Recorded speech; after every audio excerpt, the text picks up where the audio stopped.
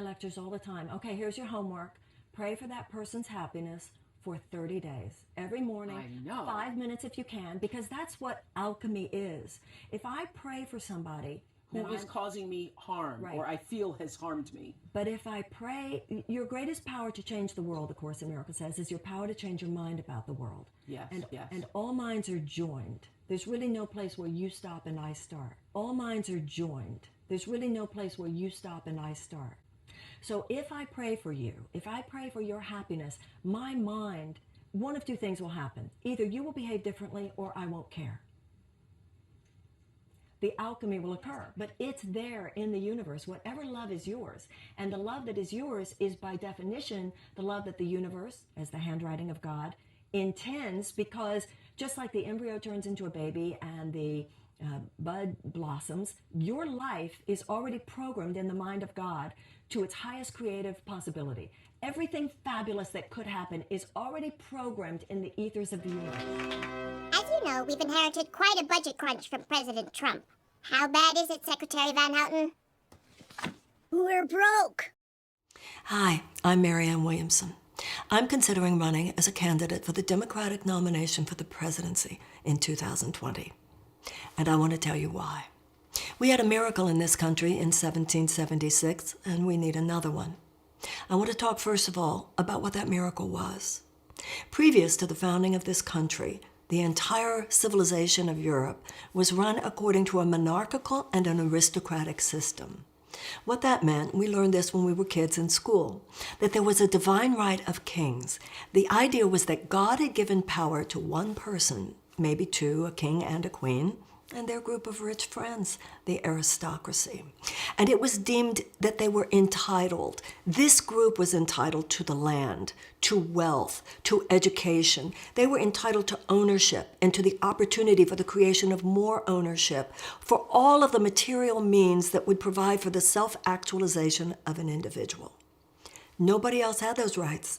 Nobody else was entitled. Everybody else, which was the vast majority of the population, was little more than serfs to that small group. With the founding of this country, we turned that entire mindset, that entire paradigm was repudiated, was turned on its ear. And instead, in our Declaration of Independence, it says that all men are created equal and that God gave all men the unalienable rights to life and to liberty and to the pursuit of happiness, and that governments were instituted to secure those rights. That's why Abraham Lincoln would later talk about our being a government of the people and by the people and for the people. And he said in the Gettysburg Address that the whole point of this battle was the government of the people, by the people, and for the people would not perish from the earth. It's perishing now because we're not functioning as a government of the people, by the people, and for the people. We, in our generation, are functioning as a government of a few of the people, by a few of the people, for a few of the people. In other words, we have subconsciously reverted to an aristocratic paradigm. Now, this is not the first time that this has happened. This struggle has been with us from the beginning. On the one hand, we are founded on these extraordinary principles. On the other hand, we had slavery. We had genocide of Native Americans. We had institutionalized white supremacy, segregation, lack of suffrage, and oppression of women. But even though we had those problems, we are a country in which our narrative has been that of problem solvers who have risen up in their time. So we had slavery, but we also had abolition. We had the oppression of women. We also had two major waves of feminism and the women's suffragette movement. We had institutionalized white supremacy and segregation, and we also had the civil rights movement. You know what, ladies and gentlemen? It's our turn. It's our turn to not only identify our problems, but identify with the problem solvers who have done in their time what we now need to do in ours. Push back against all forces which would repudiate the principles on which we stand, who in their time, when the United States was functioning in a way that was off its moral axis, in ways that were not our democratic values, in ways that were not our deep human universal values, generations rose up and said, No way, not on our watch. We're going to get this country back on track with our ethical values, and that's what we need to do. We need to get our country back on track, our government back on track, back to an ethical center that is the true exceptionalism of the American ideal. We need to do more than just fight what is. We need to create, as Lincoln said, a new birth of freedom. Martin Luther King Jr. said we need quantitative changes in our circumstances, but also qualitative changes in our souls. We have to change. We have to recognize that we have been chronically disengaged too often, too much. We need to all remember that citizenship is a part of what it means to be a conscious, mature person. We have to realize and remember that you can't just take a democracy for granted. It has to be tended to generation after generation. And democracy doesn't just give us rights. Democracy gives us responsibilities. We need to live up to ours now. Rise up in our time. Do what other generations before did in theirs. If I run, that's what this is going to be about. It's going to be a co-creative effort, an effort of love and a gift of love to our country and hopefully to our world, by which we take the United States of America back to the truth of who we are. That's why I might do this, and I look forward to hearing what you think. Thank you.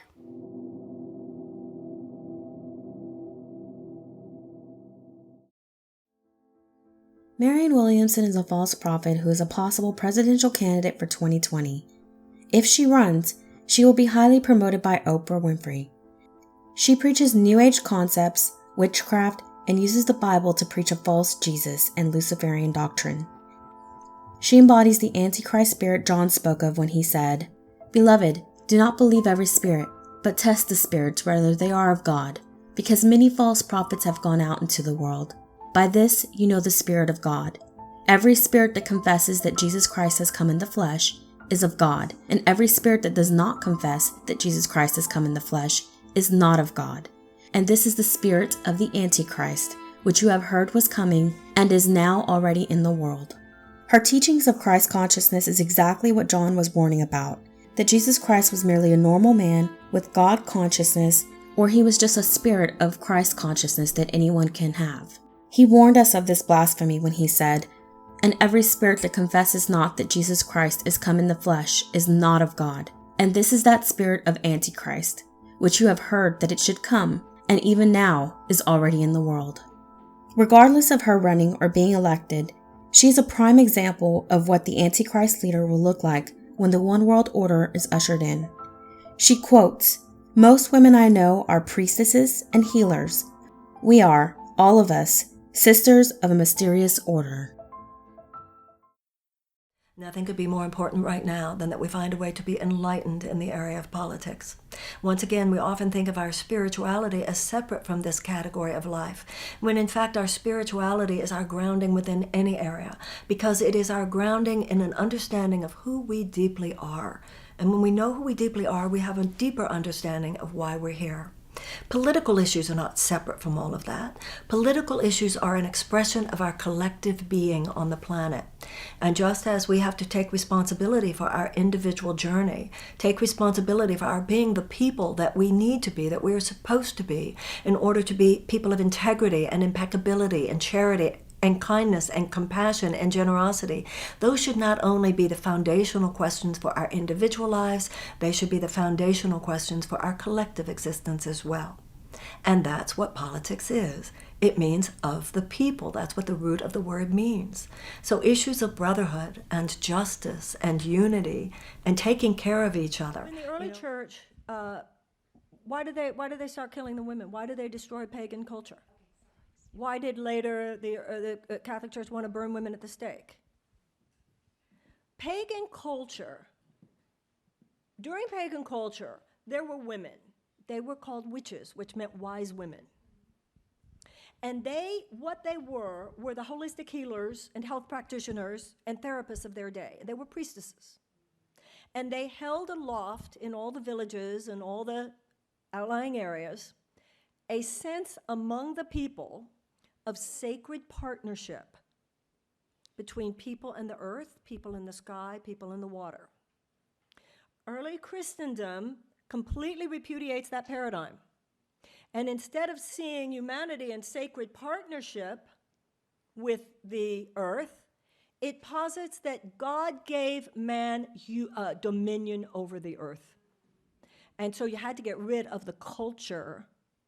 That's one of the main impulses. It was a spiritual break. That was a problem, a spiritual break. But you had to get rid of the whole notion of women who held aloft that perspective.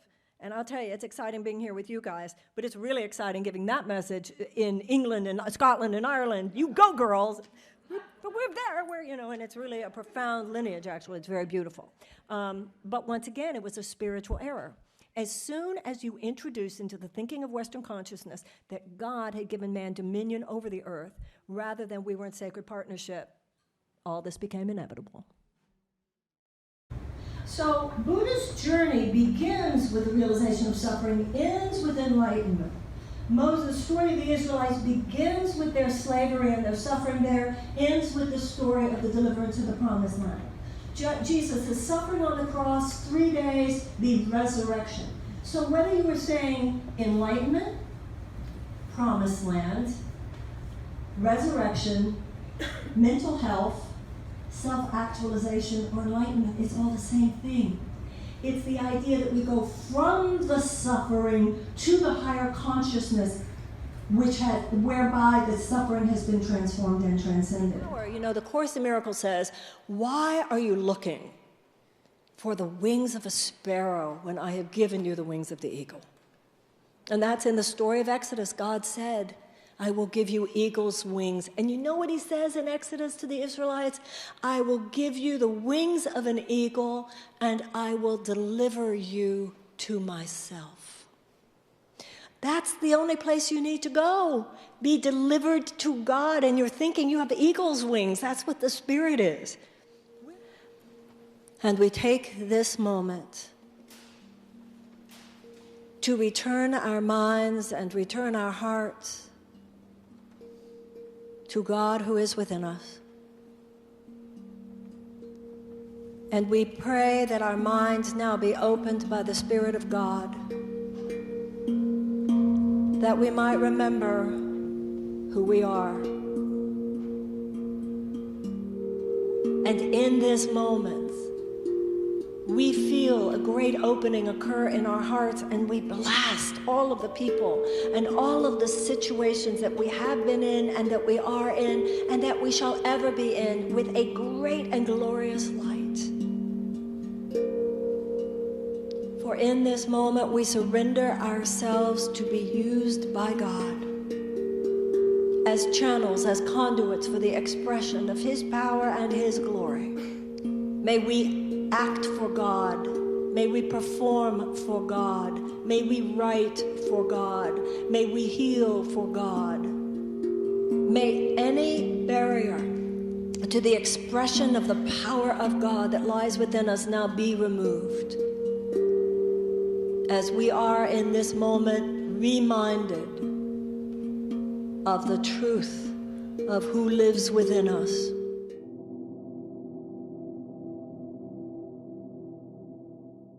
There's one part in this book where you talked about in your depression, there was a presence that sat with you in the room. And then you said, after you were kind of better, you said, go away. There was more to that story that I wanted to hear. Can you talk about that a little bit? It was when I was in my late 20s. I went through a personal tragedy. And it was a very, very, very difficult time in my life. And I worked with a really brilliant psychiatrist, and I was a student of the Course in Miracles. It was all quite amazing. And I felt during that time, very painful year, and it felt like my skull had been smashed into thousands of pieces. And very slowly, very surely, it came back together. And the two things I wanted to talk about in the book were, if you do see your pain of a depressing time, in the context of spiritual growth, miraculous changes can happen during those times. I know after that year, my career started soon thereafter. Something came into my head. When my skull came back together, is that how it felt? Something was in here that hadn't been there before. And I've read so many stories of people like that. That's why if I had just been treated like I was like if I had been, chronically ill. Or yeah, or numbed out. Like numbed out, Yeah. which was certainly offered. Right.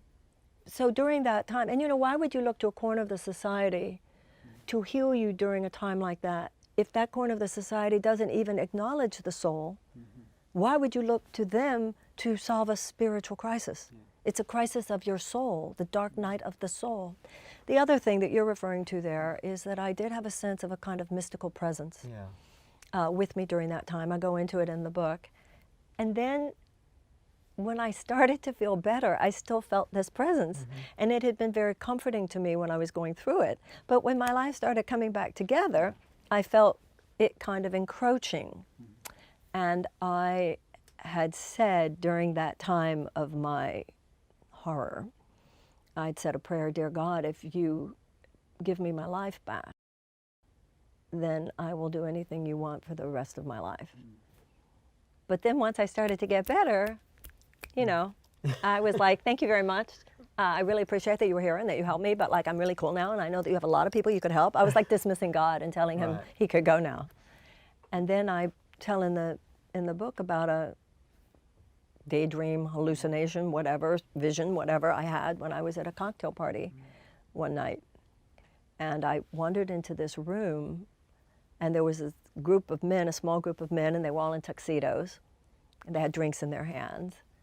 And one of them turned to me. This was a few months after I'd said, "If you would just give me my life back, I will do anything you want." But then I had started dismissing God, like whatever this presence is, like kind of creepy now. And this man turned to me, and obviously I was daydreaming. It was like the visage of Jesus. Right. It was a God thing. And he looked at me, and without any sense of attitude, any sense of reproach, any sense of anything other than completely neutral, he said, "I thought we had a deal." So what did that do for you? It changed. That was it for me. I knew that and when people ask me, "How did your career start?" I always think of that night at that cocktail party.